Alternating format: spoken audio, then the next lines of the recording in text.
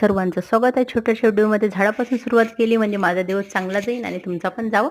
नर्सरीत गेल्यावर एक छोटंसं झाड आणलं, इथं गेल्यावर माझा दिवस खूप छान जाते.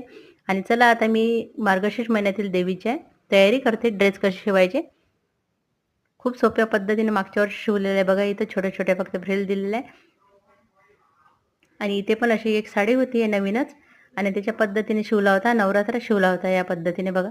इथे पदर सोडलेला आहे आणि छोटे छोटे अशा पद्धतीने तयार केलेले. आता मार्गशीर्ष महिना वेळेवर करू म्हणून माझं राहून जात असते आपलं सगळ्यांचंच काम, म्हणून उद्यावरनं रोटता आजच म्हटलं थोडीशी बघूया कोणते ड्रेस आणि कोणते नवीन शिवायचे.